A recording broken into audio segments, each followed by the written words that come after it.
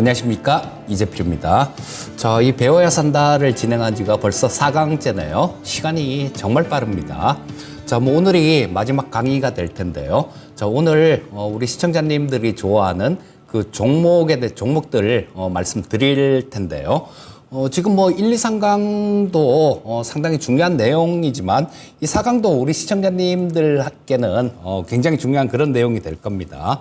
첫 번째는 실효에 맞는 기업의 과거, 현재. 저 강의는 과거에 이렇게 실효에 맞는 종목들이 이렇게 움직였으니까 요런 걸 보고 좀 종목을 찾아야 된다라는 그런 내용이었고, 두 번째는 현재 주도주는 이런 섹터다라는 걸 말씀드렸죠.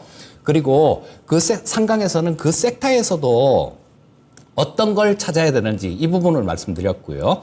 드디어 오늘 4강은 상위 1%를 위한 투자 유망주 10선 이렇게 준비해 봤습니다. 지금 이 부분들이 1시간 동안 10종목을 말씀드리려면 조금 좀 이게 열심히 제가 말씀드려야 될 것 같아요. 먼저 종목은 요런 종목입니다. 이 종목에 대해서 말씀드릴 거예요. 레인보우 로보틱스, 큐렉소, 네이버, 롯데정보통신, 텔레칩스, SNS텍, CS윈드, 세아제강, 하나에어로스페이스, 효성첨단소재, 요렇게 10종목인데요. 여러분들 오늘 집중해서 잘 들으시고요. 집중하셔야 됩니다. 저 중에 한 1년 정도 뒤에 보게 되면 아마 저 중에 굉장한 수익률을 기록하는 그런 종목들이 있을 거예요. 운때만 맞는다라면 텐베거가 나올 종목도 있을지도 모르겠습니다. 그리고 2배 가는 종목 이렇게 상당히 좀 나올 거예요. 그래서 또 제가 말씀드리는 부분들이 약간 좀 부족할 수도 있습니다. 시간 관계상 어느 정도까지밖에 말씀을 못 드릴 테니까 관심 가시는 종목 있으면 꼭 한번 따로 공부를 해 보시기 바라겠습니다. 섹터별로 2종목씩 오늘은 준비를 했습니다. 첫 번째 말씀드릴 섹터는 로봇 쪽이죠. 시청자님들, 이 로봇 쪽은 거스를 수 없는 대세입니다. 우리 2차 전지 쪽 엄청나게 크게 상승했었죠. 한 몇 년 전까지만 하더라도 사람들 지금 긴가민가 했었습니다. 그래, 큰 건 알 것 같은데, 엄청나게 시장이 커지는 건 알 것 같은데, 근데 언제 움직이는 거야? 그런 거였어요. 언제 움직인다라는 거, 이 부분 같은 경우는 물론 너무 긴 미래에 있으면 곤란하겠죠. 하지만 너무 그렇게 하려다 보면 아예 못 잡는 경우가 대부분입니다. 그래서 이 로봇 섹터 같은 경우는 막 열린 시장이에요, 지금. 이제 필 받은 시장입니다. 이제 필 받은 시장이에요. 첫 번째, 로봇 쪽도 여러 가지 섹터가 있을 수 있는데요. 첫 번째는 저거는 RB 시리즈라고, 요거는 레인보우 로보틱스 홈페이지에서 제가 캡처를 해 온 거고요. 두 번째에 있는 화면은 요거는 큐렉소라는 기업의 홈페이지에서 캡처를 해 온 겁니다. 요거는 저 인공관절 같은 거 수술하는 로봇이에요. 그리고 세 번째는 딱 봐도 아시겠죠. 자율주행 로봇. 네 번째는 이족보행 로봇인데요. 이거 외에 사족보행 로봇인데 네 번째는 이거 외에도 이족보행 로봇도 있고 겐트리 로봇도 있고 굉장히 많습니다. 여기는 산업용 로봇은 안 들어가 있어요. 산업용 로봇은 이 첫 번째 있는 이 협동 로봇하고 비슷한 그런 건데 좀 큽니다. 그리고 법적으로 이 산업용 로봇은 사람하고 같은 동일한 공간에서 작업을 할 수가 없어요. 칸막이가 필요합니다. 근데 이 협동 로봇 같은 경우는 그 칸막이가 법적으로 필요가 없기 때문에 지금 작은 쪽들, 요런 쪽들은 공장에서도 굉장히 많이 적용을 하는 그런 부분들이에요. 우리, 지구촌이 늙어가지 않습니까? 은퇴를 하고 난 다음에도 점점, 그 시간이 길어지는데요. 그렇다면 일할 수 있는 인력들, 특히 우리나라 같은 경우는 더 그렇죠. 작년에 우리나라에서 태어난 신생아가 24만 명 정도 됩니다. 근데 올해 같은 경우는 그거보다 훨씬 더 적어요. 우리나라 저만 하더라도 이제 한 10년이나 그쯤 있으면 은퇴를 해야 될지도 모르겠습니다. 될 수 있으면 길게 하고 싶은데요. 자, 그래서 이런 부분들을 해결할 수 있는 게 이 로봇 쪽이 가장 좋은 현실적인 해결 수단이에요. 미국 그렇지 않습니까? 지금 미국 저 실업률 나오는 거 보면 지금 실업률 저 밑에 딱 깔려갖고 실업률 안 올라오잖아요. 그만큼 일손이 부족하다라는 겁니다. 그리고 인건비는 계속 올라가요. 자, 기업들한테서는 최악의 경우인데, 자, 이럴 때 이런 로봇을 산업 현장에다가 도입을 한다라면, 그리고 훨씬 더 좀 효율적이고 비용도 적게 듭니다.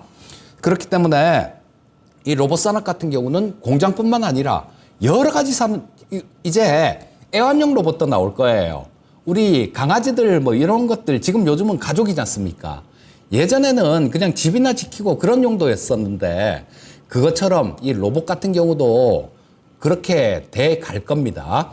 자, 가족화가 돼가는 그런 로봇들도 나올 거예요. 실제로 일본에서 페페란 로봇이 출시가 됐는데요. 그때 일본 어르신들이 그 로봇을 갖고 이렇게 몇 년 그냥 같이 손주처럼 이렇게 귀엽다라고 하고 뭐 손주처럼 이렇게 같이 지내다가 그 로봇이 고장이 나면요. 다른 새 로봇으로 교환을 해준다 그래도 안 된다. 나는 이 로봇이 있어야 된다. 무조건 이걸 고쳐줘라. 부품이 없으면 만들어서라도 고쳐줘라. 이렇게 얘기를 합니다. 자, 그래서 이 로봇 같은 경우는 엄청나게 많이 지금 커질 그런 부분들이고 벌써 개화한 그런 쪽이다라고 보시면 될 것 같아요. 자, 2차 전지의 초기에 있는 모습들, 그런 모습들하고 굉장히 많이 닮아 있다. 이렇게 보시면 되겠습니다. 자, 뭐 종목은 이쪽에서 여기 화면에 캡처해온 종목, 그 종목에 대해서 보도록 하겠습니다. 레인보우 로보틱스인데요. 이거 그쵸? 2만 원대 초반에 매수해서 아직도 들고 있는 그런 종목입니다. 자, 요게 2015년도에 그 재난 상황을 주고 이족 보행 로봇 저 대회였습니다. 이거는 재난 상황을 주고 거기서 임무를 수행하는 그런 거였는데, 자, 여기서 그 MIT 공대도 참여했고 보스턴 다이나믹스도 참여했고 나사도 참여했고 우리나라 서울대도 참여했고 굉장히 많은 전 세계에서 내노라 하는 그런 쪽에서 참여를 했었는데요. 레인보우 로보틱스 휴보가 우승을 했습니다. 자, 이런 휴보를 만든 그런 기업이에요. 자, 그리고 협동 로봇 RB 시리즈가 있는데요. 주요 제품으로는 뭐 이게 그런 거라고 보시면 됩니다. 저기 치킨 튀기고 뭐 라면 끓이고 뭐 커피 내리고 그런 로봇 있잖아요. 그런 거다라고 보시면 될 거고, 또 공장 쪽에서도 이게 지금 침투를 하고 있습니다. 실제로 삼성전자에서 갤럭시 폴더 5 요거 전시할 때요. 그 생산 공정을 이렇게 쭉 재현해 놓은 그런데 그게 있었는데 거기에 레인보우 로보틱스의 협동 로봇이 있었어요. 거기에 있었습니다. 자, 그렇다면 이제는 뭐 치킨집 뭐 이런 데뿐만 아니라 대기업의 공장에도 침투를 한다라는 얘기예요. 자, 그리고 이 로봇 시장, 협동 로봇 시장이 아마 제일 먼저 개화가 될 겁니다. 그런데 이쪽에서도 굉장히 고무적인 그런 일들이 있어요. 자, 이 유니버셜 로보틱스라고 덴마크 기업입니다. 덴마크 기업인데 이게 글로벌 협동 로봇 시장 1위 업체예요. 근데 이 덴마크 같은 경우는 이 로봇 시장이 얼마나 커질 수 있냐면요. 덴마크는 조선 산업을 뭐 우리나라하고 일본한테 뺏겼죠. 그러면서 국가 기관 산업으로 로봇을 선정을 해놓은 상태예요. 그러면서 국가에서 정책적으로 키운 그런 기업이 유니버셜 로보틱스입니다. 자, 근데 이 유니버셜 로보틱스가 우리나라 조선소에 지금 인력들 없다라고 막 얘기를 하잖아요. 인력들이 없어서 일을 못한다 이렇게 얘기를 하는데, 우리나라 현대사무중공업, 요거는 뭐 HD 현대중공업, 현대조선해양 그쪽 계열사입니다. 근데 자, 여기에 유니버셜 로보틱스가 24대의 협동 로봇을 공급을 했는데요. 요거 용접하는 로봇입니다. 용접하는 로봇인데, 자, 여기서 현대사무중공업에서 그 회사에 있는 거 유니버셜 로봇뿐만 아니라요. 레인보우 로보틱스의 협동 로봇도 18대네요. 18대를 거기에 도입을 했습니다. 용접하는 로봇을 현대사무중공업에 공급을 했다라는 얘기예요.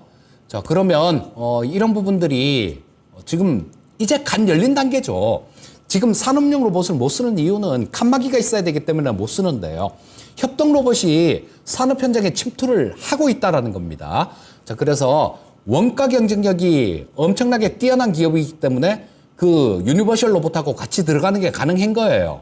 자, 이 원가 경쟁력은 이 레인보우 로보틱스의 경우에는 안에 들어가는 소프트웨어하고 주요 핵심 부품들 자기들이 다 만듭니다.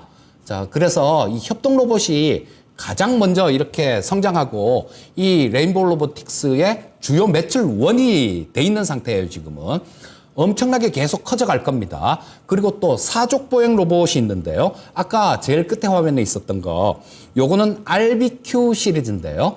이것도 무궁무진하게 활용 범위가 넓습니다. 지금 용산 대통령실에 경호임무를 띠고 들어가 있어요. 그리고 또 소방용으로, 우리 국책과제로 소방용으로 개발하는 거 이거 발표 났습니다. 이 레인보우 로보틱스의 사족 보행 로봇을 소방용으로 개발하는 거예요. 자, 화재 현장에 사람들 들어가기 어렵지 않습니까? 로봇은 들어갈 수 있잖아요. 그러면서 여기서 저기 사람이 있네 라고, 사람 저기 있어요, 저기 가서 구조해야 돼요 라는 거를 알려주고, 또 이 불도 진압하고 소방호스 끌고 가고 불 진압하면 되는 거죠.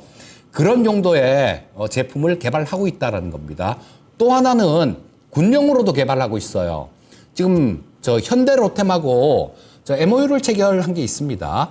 군용으로 사족 보행 로봇을 군용으로 개발하는 부분에 대해서 MOU를 체결했는데요. 자, 이거 적진에 정찰 인부들 이런 것들 굉장히 위험하지 않습니까? 로봇을 그냥 가면 돼요. 또 그렇게 가는 로봇은 그렇게 클 필요도 없겠죠. 조그맣게 만들든가 그렇게 해서 침투를 하면 되는 거니까. 또 이 레인보우 로보틱스에서 하는 얘기가 그런 얘기를 했습니다. 지금 우크라이나 쪽에서 지뢰 때문에 제대로 안 되죠. 자, 우리나라도 마찬가지 휴전선 근처에 지뢰가 얼마나 많이 널려 있습니까?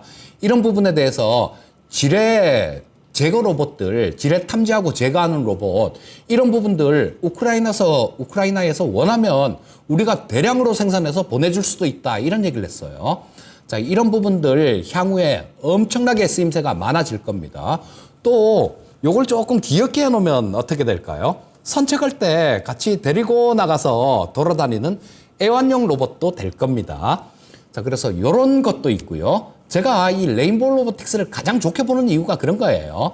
또 천문 마운트 아스트로 RST 시리즈가 있는데요. 이거는 천문을 관측하는 겁니다.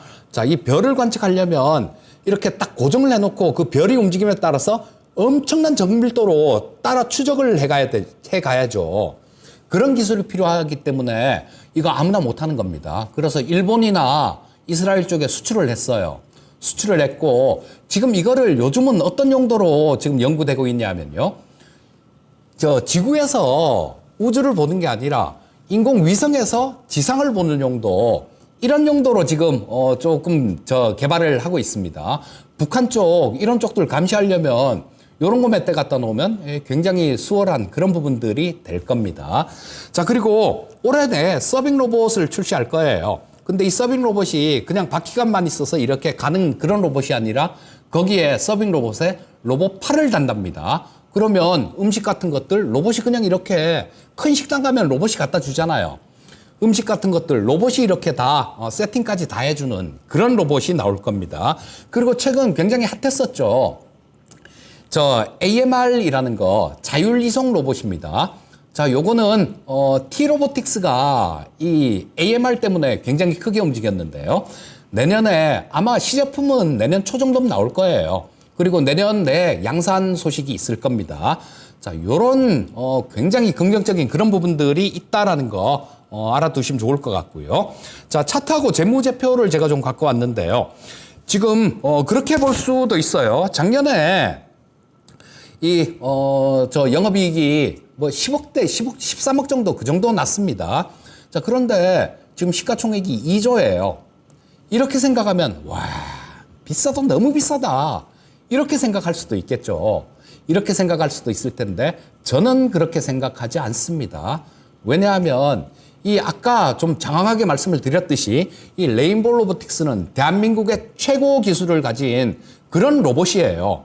그런 로봇 기업입니다. 그리고 전 세계적으로도 대회에 나가서 1등을 냈으면 세계적으로도 기술력은 알아주는 기업 아닙니까? 하다못해 MIT 공대에서도 이 로봇 그냥 소프트웨어는 제외하고 로봇 본체요. 이거를 레인보우 로보틱스에다가 만들어 달라 그래서 자기들이 소프트웨어를 입혀서 사용을 연구용으로 이렇게 사용을 하고 그랬습니다. 자, 로봇 쪽 이제 막 개화하는 섹터에서 전 세계적으로 탑티어급의 기술력을 가진 기업이 시가총액 2조다. 저는 굉장히 싸다라고 생각합니다. 갈 길이 엄청나게 많이 남아있는 그런 기업이다라고 말씀드릴 수 있을 것 같아요. 자, 지금 요게 잘 안 보이실 것 같아서 제가 조금 재무제표를 조금 크게 놓고 말씀드리겠습니다. 자, 이제는 조금 잘 보이실 것 같아요. 자, 반기 실적입니다. 누적이야, 별도의 실적이에요, 요거는. 연결 기준이 아니라 별도 기준입니다. 자, 3개월 동안 2분기 실적을 보시게 되면 여기 나오죠. 작년에, 12기 반기 때 작년에 한 33억 정도 했었네요. 작년 2분기에. 올해 53억이 나왔죠. 53억이 나왔고, 자, 그 다음에 영업이익 같은 경우는, 작년에 1억 9천 정도가 나왔어요. 작년 2분기에. 자, 올해 8억 4천이 나왔습니다. 영업이익이. 별도 기준 영업이익이에요. 자, 그리고 여기 누적은, 이렇게 225억 영업이익 적자 이렇게 나옵니다. 근데 이거는 적자가 나서 적자가 아니라요. 그 전환사채에 관련돼서 뭐 주식으로 전환된 것들, 요런 것들이 회계상에서 처리가 되면서 영업이익이 적자가 기록이 됐던 겁니다. 실제로는 흑자예요. 1분기도 흑자입니다. 자, 그래서 요거는 앞으로 또 우리나라뿐만 아니라 해외 쪽, 미국 쪽에서 엄청나게 또 성장을 할 수 있는 그런 부분들이 있어요. 지금 미국 법인 설립해서 등기 다 마쳤습니다. 등기 다 마치고, 자, 미국에 있는 로봇 기업이 카스카라 로보틱스라는 기업이 있는데요. 이쪽 기업하고 대리점 계약을 체결했어요. 보통 보면 이 첨단 기술 들어가는 것들, 이런 것들 대리점 계약을 체결했다라면 다른 나라에서 만든 거, 미국에서 만든 거, 뭐 이런 것들 우리나라에 갖고 와서 파는 거, 그런 대리점 계약인데 거꾸로입니다, 이거는. 레인보우 로보틱스가 만든 이 로봇을 미국에서 파는 그 대리점 역할을 하는 거예요. 이 카스카라 로보틱스가. 자, 그렇기 때문에 아마 올해 3분기, 4분기로 넘어가게 되면 이쪽에서도 실적이 많이 나올 거예요. 왜냐하면 아까 말씀드렸던 그 원가 경쟁력 때문에 그렇습니다.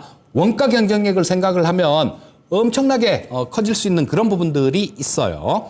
자, 그리고 삼성전자에서 이족보행 로봇을 아마 올해 내에 개발한다라는 발표가 있을 거예요. 전 세계에서 이족보행 로봇 제일 잘 만드는 기업이 레인보우 로보틱스인데, 그럼 삼성전자에서 개발하면 삼성전자가 지분 14.99%를 갖고 있는데 어디 기술이 들어가겠습니까? 레인보우 로보틱스 기술이 들어가겠죠. 그리고 지금 현재는 보스턴 다이나믹스, 현대차에서 인수한 기업입니다. 이쪽 보면 로봇 보면 엄청나죠. 막 로봇 덤블링도 하고 막 그런 영상들 보셨을 겁니다. 이게 지금 약간의 운영 방식이 약간 차이가 있어서 그런데요. 그 유압용으로 만든 거예요. 유압을 이용해서 로봇을 제어하는 그런 건데, 보스턴 다이나믹스 거는 보통 보면 이 유압용으로 만든 것들은 행동도 크고 그래서 덤블링도 막 하고 그런 로봇이 가능한 겁니다. 근데 이 레인보우 로보틱스 같은 경우는 전기 기반으로 하고 있기 때문에 뭐 그렇게 덤블링하고 이런 부분들은 안 돼요. 근데 지금 유압용 이족보행 로봇, 이것도 지금 개발 중이고요. 그렇게 아주 길지 않은 시간 내에 이것도 개발이 완료가 될 겁니다. 그럼 아마 레인보우 로보틱스에서 만든 그 이족보행 로봇도 덤블링을 하고 뭐 그럴 수 있을 것 같아요. 자, 그래서 일단 레인보우 로보틱스는 로봇주 중에 탑픽으로 보고, 아직도 21,000원에 사서 아직도 들고 있지만 향후에도 갈 자리가 굉장히 멀리 있다라는 생각에 조금 길게 말씀을 드렸고요. 처음으로 말씀을 드렸습니다. 다음은 큐렉소입니다. 자, 요거는 큐렉소는 의료용 로봇이에요. 자, 여기 보시면 큐비스 조인트, 뭐 요거는 인공관절 수술 로봇이고요. 그다음에 큐비스 스파인, 요거는 척추를 수술하는 로봇입니다. 그리고 뭐 모닝워크, 보행 재활 로봇이고 요것은 그다음에 인모션이라는 로봇이 있는데 요거는 상지 재활 로봇이다. 상지는 이 위쪽 상지를 얘기하는 거죠. 상지 하지 할 때, 이때 상지 재활 로봇이고. 근데 로봇 판매량을 보시게 되면요, 지금 자 여기 보시게 되면 이런 부분들이 있죠. 자 여기 자 딱 조금 크게 키워놓고 보겠습니다. 요거를 자 크게 키워놓고 보시면 2022년도에요. 지금 로봇을 전체 공급을 한 게 62대예요. 62대인데 2023년도 올해 상반기에 52대를 공급을 했습니다. 그리고 요거는 국내에 18대, 해외 34대를 공급을 했어요. 자, 국내보다 이 해외 쪽에서도 반응이 더 좋다라는 거, 이 부분 알 수 있을 거고요. 자, 보시게 되면 여기는 이 회사의 제품들 지금 올해 판매된 거, 뭐 그 부분인데요. 자, 지금 작년이 요때죠. 자, 작년, 요만큼이네요, 작년이. 1, 2, 3, 4분기니까. 작년보다 얼핏 봐도 올해 굉장히 많이 판매를 했지 않습니까? 자, 전체 대수가 1분기에 23대, 2분기에 29대를 판매했고요. 자, 요거는 거의 대부분이 이쪽에서 판매가 많이 됐죠. 41대가 판매가 됐네요. 자, 인공관절 수술 로봇이 그렇게 많이 판매가 됐다라는 거예요. 이 인공관절 수술 로봇은 과거에 보면 대학병원들 이런 데서 임상 실험을 굉장히 많이 했던 그런 쪽입니다. 그래서 그런 것들이 많이 이렇게 쌓여 있는 그런 상황이에요. 그리고 이 의료용 로봇 같은 경우는 진입 장벽이 굉장히 높습니다. 이거 사람 생명을 다루고 사람 몸을 다루는 거잖아요. 그렇기 때문에 안전성이 무엇보다도 우선시 되는 게 이 의료용 로봇이에요. 자, 이제 요거를 보시게 되면 이제 막 성장하고 있는, 막 커나가고 있는, 폭발적으로 성장하고 있는 그런 부분들이 있구나라는 걸 알 수 있습니다. 큐렉소입니다, 요거는. 자, 보시면 방금 말씀드렸듯이 의료용 로봇 시장 같은 경우는 진입 장벽이 굉장히 높은 그런 쪽이고요. 자, 이게 최대 주주가 HY라는 회사예요. HY. 뭐 요거 HY 이렇게 얘기하니까 조금 생소하시죠? 한국야쿠르트입니다. 과거 한국야쿠르트를 HY로 이름을 바꾼 거예요. 자, 과거부터 계속 최대 주주는 HY가 최대 주주였었고요. 자, 그렇다면 대기업 계열이잖아요. 한국야쿠르트면 그래도 꽤 비상장이지만 알아주는 그런 기업 아닙니까? 그러니까 뒷배도 든든하다라는 얘기예요. 또 한 가지는 과거에 2018년도에 현대중공업이 기업 분할을 했잖아요. 그래서 현대일렉트릭도 만들고 현대건설기계도 만들고 막 그렇게 했지 않습니까? 그때 이 산업용 로봇 같은 경우는 현대그룹에 그대로 냅두고요. 의료용 로봇은 이 큐렉소에다가 따로 떼서 팔았어요. 따로 떼서 팔았는데 이거 팔면서 현금을 받은 게 아니라 주식으로 받았습니다. 현대중공업에서 주식으로 받았어요. 그만큼 믿음이 가니까 자기들이 하던 사업부를 따로 떼주고 주식으로 받은 겁니다. 자, 그래서 지금 이 실적들 보시게 되면 실적도 잘 안 보이실 것 같은데 조금 넓게 크게 해놓고 보겠습니다. 자, 보시면 자, 작년에 매출액 보시면 여기서 계속 꾸준하게 막 늘어나고 있죠. 자, 393억, 428억, 650억, 715억. 자, 영업이익의 경우에는 작년에 온기로 흑자 전환했습니다. 11억 정도 흑자 전환했고요. 자, 올해 같은 경우는 올해 상반기만 하더라도 지금 33억 정도 영업이익이 흑자가 났네요. 33억 정도 흑자가 났으니까 상반기가 올해 같은 경우는 작년보다는 또 엄청나게 이익이 늘어날 거고 본격적으로 실적 성장에 접어들었다라는 겁니다. 자, 그래서 의료용 로봇 중에 이 큐렉소를 잘 보시면 되겠습니다.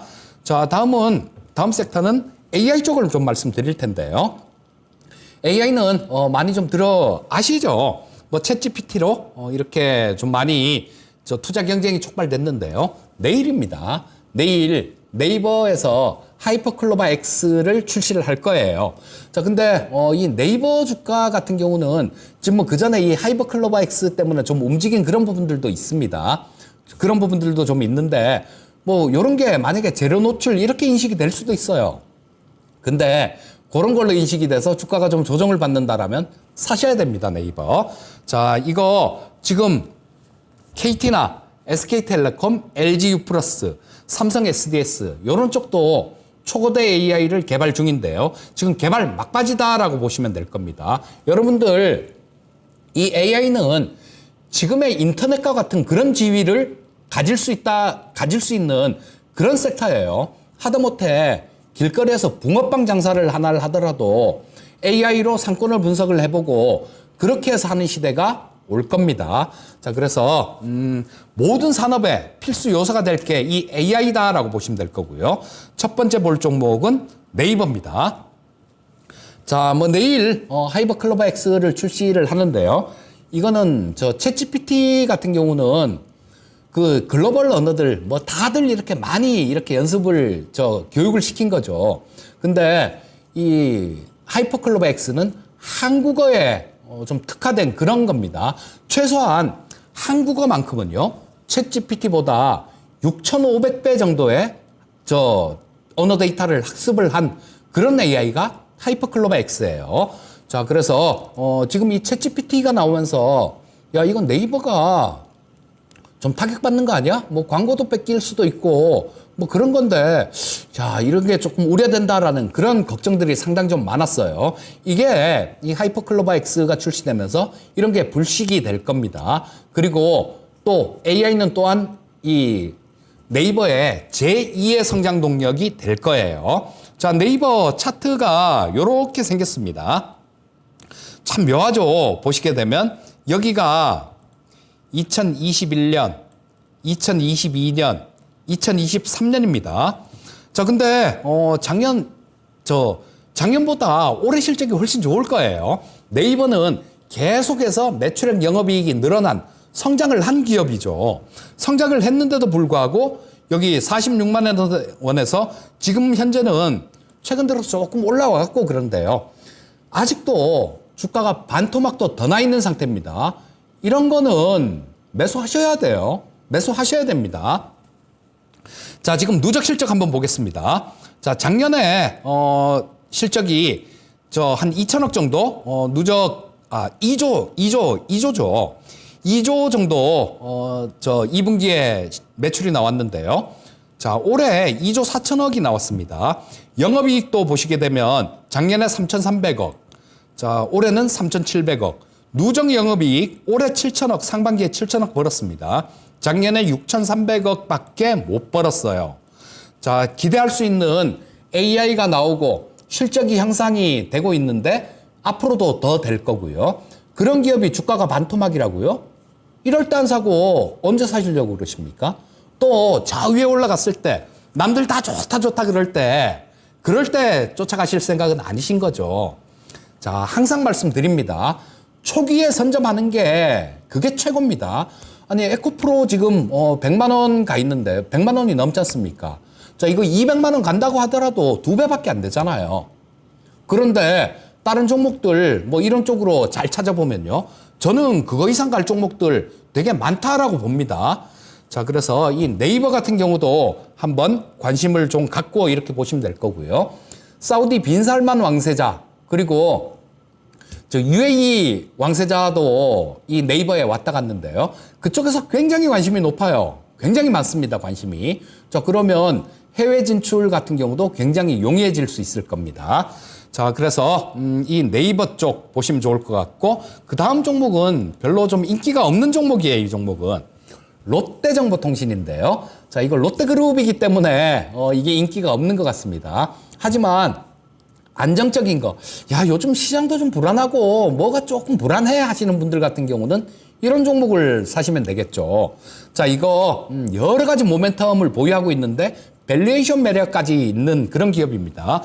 뒤에 화면은 제가 이 롯데정보통신의 홈페이지에 가서 캡처를 한 거예요. 여기 뭐 데이터 센터 있죠, IoT 있죠, 모바일 있죠, 클라우드 있죠. 자, 그리고 보시게 되면 AI, IoT, 클라우드, 빅데이터에 이르는 핵심 기술을 기반으로 비즈니스 경쟁력을 제고합니다. 요런 글자를 써놨는데요. 자, 이거 AI는 반도체 플러스 데이터입니다. 반도체 플러스 데이터. 그러면 이 롯데정보통신도 AI 기업이다라고 봐야 되는 거죠. AI하고 관련이 굉장히 깊은 그런 기업이다라고 보시면 되겠고요. 그 외에도 이 전기차 충전기 사업을 합니다.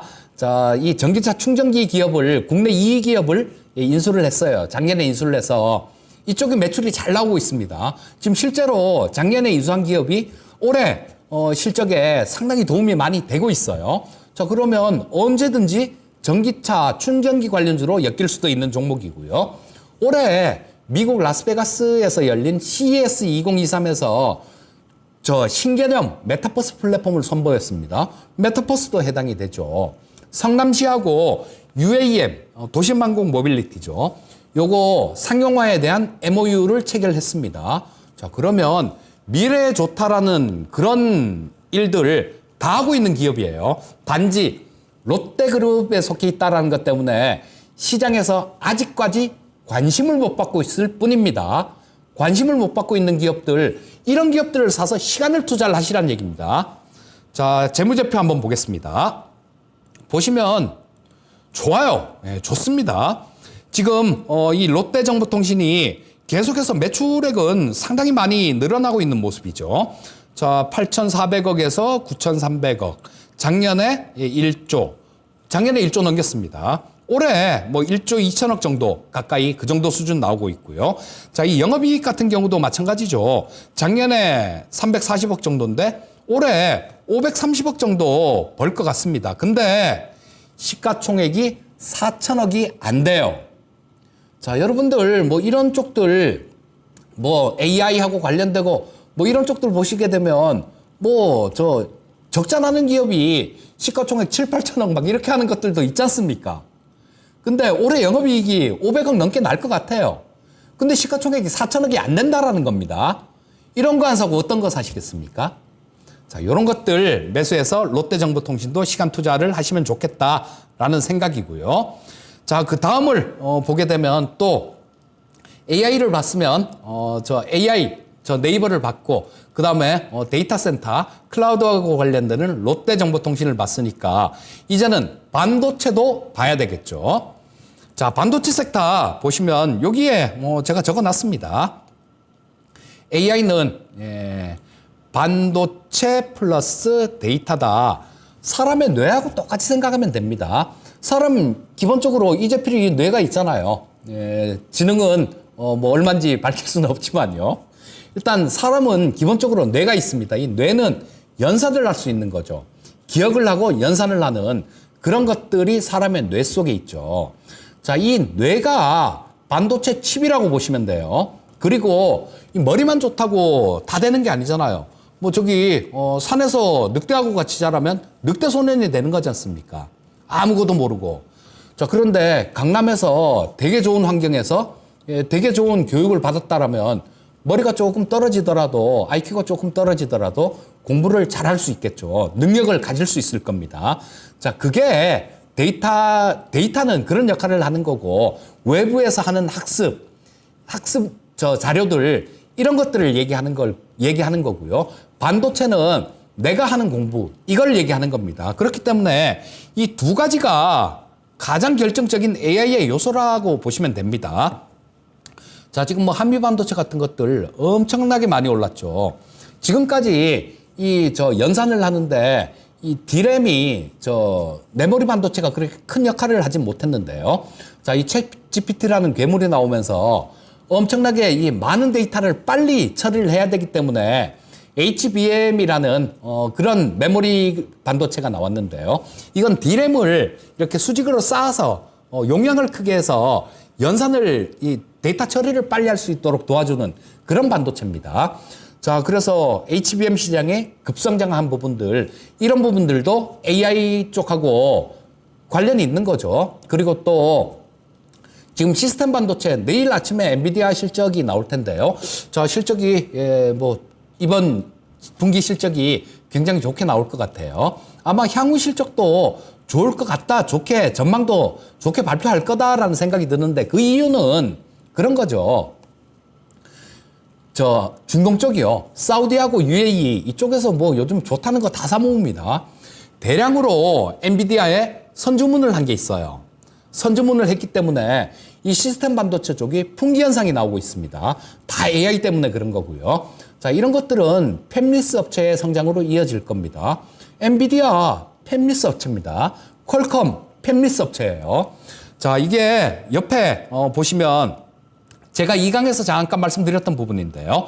글로벌 팹리스 시장 점유율이 이렇게 돼 있습니다. 미국이 68%, 대만이 21%, 하다못해 중국도 9%를 차지하고 있어요. 중국도 9%를 차지하고 있는데 뭐 일본은 IT 쪽에서 우리한테 많이 뒤처졌으니까 그렇다 치고요. 자, 우리 대한민국이 글로벌 팹리스 시장 점유율이 1%밖에 안 된다라는 겁니다. 자, 이거 저 파운드리가 성공을 하려면 그 팹리스 생태계가 조성이 돼 있어야 돼요. 왜냐하면 이 파운드리 고객이 팹리스입니다. 그래서 대한민국도 굴지의 파운드리 기업들 이런 것들을 육성을 하려고 굉장히 많이 노력을 하고 있습니다. 삼성에서도 마찬가지로 엄청나게 좀 큰 그런 팹리스 기업을 육성을 하고 싶을 거고요. 왜냐하면 이런 쪽이 경쟁력이기 때문에 그래요. 자, 대한민국 정부도 이런 부분들을 굉장히 잘 알고 있습니다. 그래서 이 팹리스 사업 육성하는데 모든 지원을 아끼지 않겠다라는 그런 얘기도 했어요. 자, 그리고 이 반도체나 뭐 이런 첨단 기술들 이런 것들 설비 투자하는 것들은 세액공제도 지금 더해주도록 법으로 통과됐잖아요. 자, 그러니까 이렇게 빈약한 것들이 시장 점유율이 조금만 올라가면 어떻게 되겠습니까? 이 대한민국에 제대로 된 파운드리가 없다란 얘기예요. 지금 며칠 전에 지난주에 파두라는 그 유니콘 파운드리 유니콘이 상장을 했는데요. 뭐 아직까지 적자입니다. 적자인데 이 시가총액이 2조 뭐 이렇게 되죠. 자, 근데 거의 없는 게 현실입니다. 그렇다면 이쪽이 큰다라고 보는 건 보편타당한 상식선에서도 맞는 얘기가 될 거고요. 그러면 파운드리를 어떤 쪽을 보면 될 것이냐. 저는 안정성하고 이 수익성하고 성장성하고 같이 갖고 있는 텔레칩스 같은 종목이 좋다라고 봅니다. 자, 미세공정하고 이 파운드리의 경쟁력은 미세공정하고 팹리스입니다. 미세공정은 지금 이 메모리 반도체 쪽에서 이용을 하는 게 아니라 주로 시스템 반도체 쪽 이런 쪽에서 이용을 하는 겁니다. 해외 뭐 엔비디아나 애플 같은 기업들, 퀄컴 같은 기업들 이런 쪽에서 위탁 생산하는 게 미세공정으로 들어가요. 자, 이 두 가지가 이 파운드리의 경쟁력이다라고 볼 수 있을 텐데 두 가지를 이용한 수율이 결론은 수율이겠죠. 자, 근데 이 수율이 잘 나오려면 미세공정 이런 부분들도 굉장히 중요하죠. 자, 그래서 이 삼성하고 정부 정책에 수혜를 받을 수 있는 부분들은 파운드리 쪽에서 저 텔레칩스를 보는데 보시면 이런 부분들이 있죠. 차량용 반도체 지금 몇 년 전까지만 하더라도 다 수입했습니다. 거의 전량 수입을 했는데요. 자, 글로벌 차량 반도체 설계 기업 NXP라는 기업이 있죠. 그 NXP에서 만들던 현대차에 납품하던 그 반도체를 일부를 이 텔레칩스가 뺏어왔어요. 언제? 2015년도에 뺏어왔습니다. 그때까지만 하더라도 지금하고도 비교할 수 없을 정도로 훨씬 작은 기업이었었죠. 근데 그 작은 기업에서 이 NXP 거를 뺏어왔다라는 겁니다. 그때는 NXP가 글로벌 1위 차량용 반도체 업체였어요. 지금은 어떤 현실이냐. 이 텔레칩스는 설계를 하는 기업이다라는 말씀을 드렸죠. 팹리스 기업이니까. 이 텔레칩스에서 설계한 그 칩을 삼성 파운드리 공정에서 생산을 했습니다. 자, 지금 뭐 이 삼성이 파운드리 이거 안 열어줄 때는 뭐 조그만 기업들 뭐 이런 쪽에다가 안 열어줬었어요. 근데 지금 이제 정책적으로 국내 팹리스를 육성을 해야 된다라는 게 절실해지니까 몇 년 전부터 이런 것들을 개방을 했습니다. 실제로 여기서 만든 칩을 삼성 파운드리에서 생산을 해서요. 현대차 제네시스 G80에 탑재를 했습니다. 자, 그렇다면 이거는 벌써 어느 정도 성장을 할 수 있는 그런 부분들은 열려 있다라고 봐야 되는 거예요. 그리고 성장판만 열려 있는 게 아니라 어느 정도 성장이 어느 정도는 보장이 돼 있다라고 그렇게 보셔야 됩니다. 자, 재무제표 한번 보겠습니다. 보시면 자, 요렇게 돼 있죠. 자, 여기 자, 작년에 2020년도에 매출이 1,007억이었네요. 자, 이때는 코로나 때라서 그 전엔 흑자였는데 역성장을 했습니다. 자, 85억 적자였는데 자, 올해 2021년도에 81억 벌었네요. 매출액 1,364억. 작년에 매출액 1,504억에 영업이익 92억. 자, 올해 예상치입니다. 이거는 1,864억 예상치에 168억 정도, 이 정도 예상치가 나오고 있는데요. 자, 이 정도면 상당히 좀 잘 성장을 하고 있는 그런 부분들이 되겠죠. 그러면 이거는 나올 수 있느냐? 나올 수 있다라고 봅니다. 왜냐하면 2분기까지 실적을 딱 떼놓고 보면요. 자, 작년에 영업이익이 92억이었잖아요. 올해 1분기, 2분기, 상반기만 하더라도 83억이 나왔어요. 영업이익 83억 나왔습니다. 그러면 뭐 이 정도는 충분히 가능하다라는 생각이에요. 자, 이 팹리스 쪽, AI 쪽 보다 보면 너무 리스크가 큰 적자 기업들 막 이런 것들도 있는데 그렇지가 않은 기업을 갖고 나온 겁니다. 제가 오늘 갖고 나온 기업들은 안정성도 어느 정도 다 이렇게 갖추고 있으면서 성장할 수 있는 그런 기업들을 갖고 나온 겁니다. 그래서 서두에 말씀드렸듯이 시청자님들 집중하셔야 됩니다. 집중해서 보시고 이 종목들 말씀드린 것들 꼭 따로 시간 관계상 제가 다 말씀을 못 드리기 때문에 꼭 따로 공부를 해 보시기 바라겠습니다. 자, 다음은 SNS텍이라는 종목 있죠. 말씀드렸듯이 요거 미세공정도 파운드리의 경쟁력 중에 하나입니다. 자, 이 SNS텍은 블랭크 마스크의 매출 비중이 98.98%, 많이 빠졌어요. 예, 많이 빠졌습니다. 위에서 많이 빠졌기 때문에 지금은 충분히 가격 메리트가 있는 그런 상태다라는 생각이고요. 뒤에 그림은 이 파운드리 시장의 규모하고 전망을 이렇게 제가 캡처를 해놨는데요. 자, 올해 예상되는 게 한 873억 달러 정도, 내년에 944억 달러 정도, 꽤 큰 성장세를 보이고 있죠. 자, 그래서 이 파운드리 쪽이 성장을 하면 공정은 아까 말씀드렸듯이 자연스럽게 커지는 겁니다. 이 블랭크 마스크는 포토 마스크의 원재료가 되는 그런 원재료다라고 보시면 되는데요.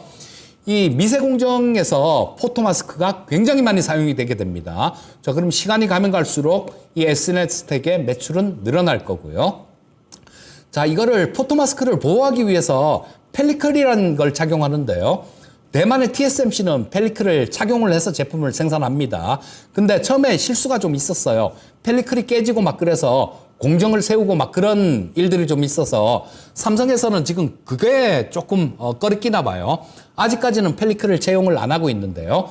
자, 이 TSMC를 목표로 겨냥을 하고 있다라면 이 펠리클 채용도 안 하고 안 될 겁니다. 실제로 FST에서 만든 EUV용 펠리클 검사 장비를 탈부착하는 겁니다. 이거를 도입을 했어요. 도입을 했다는 얘기는 지금 실험을 하고 있다는 얘기로 봐야 되겠죠. 그러면 그렇게 크게 길지 않은 시간 내에 펠리클을 도입한다라는 그런 뉴스가 나올 수도 있다라는 겁니다. 자, 그리고 올해 같은 경우는 이 영업이익이 한 380억 정도, 그 정도 예상하고 있는데요. 내년에는 840억 정도 나올 것 같습니다. 어마어마하게 성장을 하고 있는 거예요. 자, 그러면 이런 종목들 중기적인 관점에서 매집을 해 들어가는 그런 종목이 될 수 있겠죠. 자, 요런 것들 따로 우리 시청자님들이 꼭 공부를 해 보시기 바랄게요. 자, 다음은 신재생에너지 쪽도 빼놓을 수 없는 부분인 것 같습니다. 자, 지금 날씨 굉장히 이상하죠. 뭐 오늘도 비가 막 오는데 어제는 엄청나게 더웠는데 오늘은 시원합니다. 또 비 그치면 또 더워질 것 같아요. 자, 이상기후로 청정에너지에 대한 필요성이 세계 각국에서 절감하고 있다라는 거예요. 그리고 이 전기차 쪽뿐만 아니라 신재생 에너지 쪽도 미국 IRA 법안으로 수익성이 많이 향상이 될 겁니다.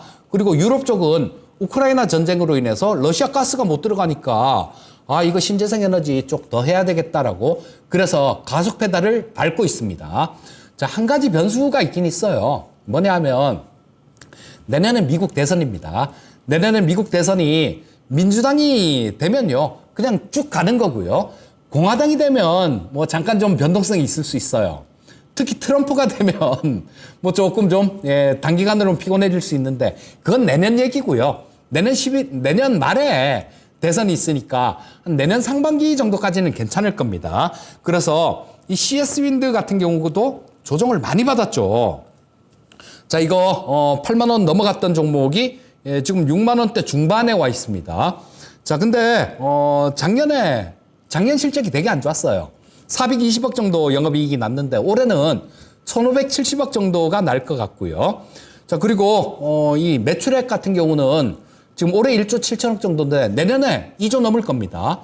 그리고 이 IRA 법안들 이런 것들도 세액공제 이런 것들은 뜯어고치기가 힘들 거예요. 왜냐하면 지금 양당이 전부 다 공화당이 차지하면 가능하겠죠. 하지만 그게 현실적으로 그렇게 쉽진 않을 겁니다.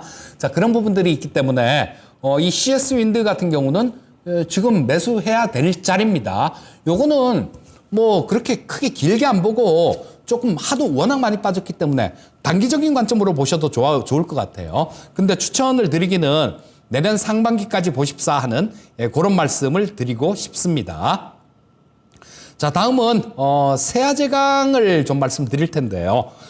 웬 저 신재생 에너지 얘기하다가 웬 생뚱밖에 세아제강? 그렇게 생각하시는 분들 많으실 거예요.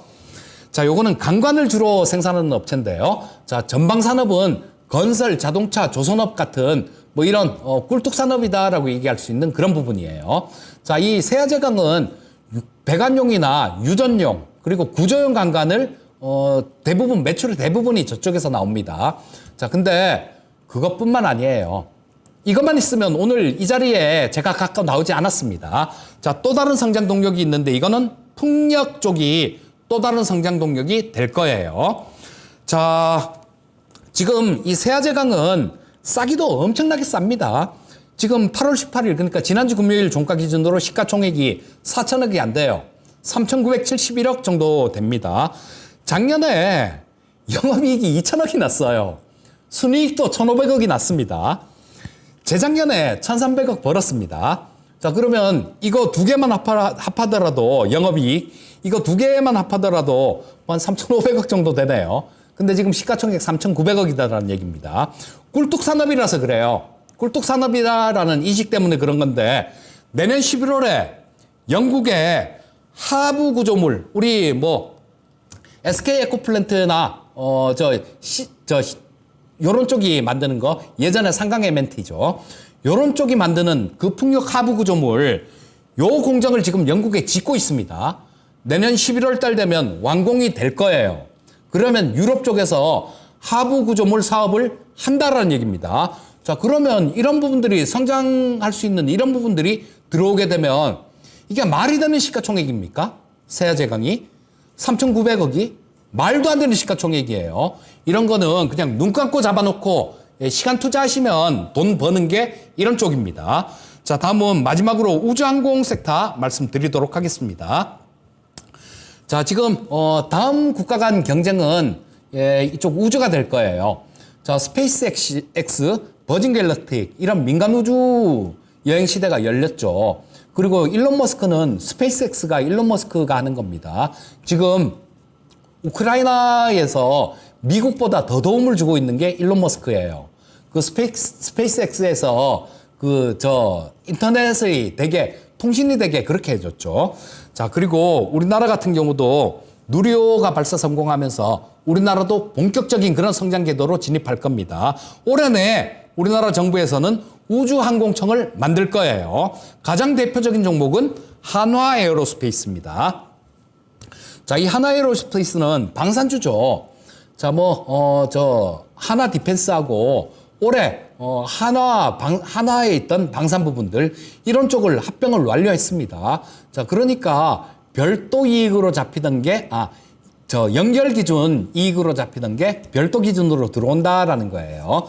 자, 그러면 실적 부분들이 그렇게 보시면 됩니다. 우리 물적 분할을 하면 이 주가가 완전히 알레르기 반응을 일으키잖아요. 그거를 합하는 거, 그 반대의 경우라고 보시면 되는 겁니다. 이 하나에어로스페이스에 다 갖고 와서 지금은 한 개 기업이 된 상태예요. 자, 그리고 정부에서는 누리호 기술을 민간으로 이전을 할 겁니다. 뭐 차츰 이렇게 순차적으로 이전을 할 텐데요. 그 대상이 바로 이 하나에어로스페이스가 되는 것 같습니다. 이 하나에어로스페이스는 누리호 엔진 제작을 총괄한 그런 기업이기도 합니다. 자, 그래서 우주 개발에 가장 중추적인 역할을 수행할 걸로 그렇게 전망되는 기업이고요. 자, 방산 쪽에서 엄청나죠. K9 자주포 세계적인 베스트셀러입니다. 자, 그리고 다른 여타 미사일 쪽들 뭐 이런 쪽들도 하고 있고요. 지금 하나오션을 인수를 하면서 하나 쪽에서 잠수함 이런 쪽들도 되게 될 겁니다. 그러니까 육해공군 전부 다 이렇게 한다라고 보시면 될 거예요. 자, 그래서 이 우주 개발 관련되는 부분들 이런 부분들 쪽 관련해서 이 하나에어로스페이스를 보시면 좋을 텐데, 자, 지난주 금요일 기준 시가총액이 5조 4,478억입니다. 올해 나올 영업이익이 예상되는 게 7,100억 정도 예상되고 있어요. 자, 주가는 많이 올랐다가 지금 조정받고 있는 구간인데 지금 현재 구간 같은 경우는 결코 비싼 구간이 아니다라는 겁니다. 그래서 자, 이 하나 쪽에서 아주 굉장히 야심찬 목표를 발표를 했는데요. 2030년까지 우리 매출 40조 할 거예요. 이런 얘기를 했습니다. 그리고 영업이익 5조를 목표로 합니다라는 얘기를 했는데, 야, 이게 영업이익이 5조가 나와버리면 시가총액 얼마가 가야 됩니까?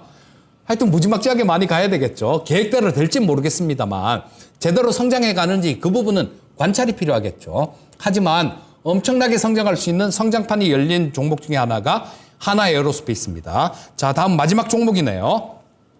효성첨단 소재인데요. 자, 요거는 국내 유일의 탄소섬유 개발 업체입니다.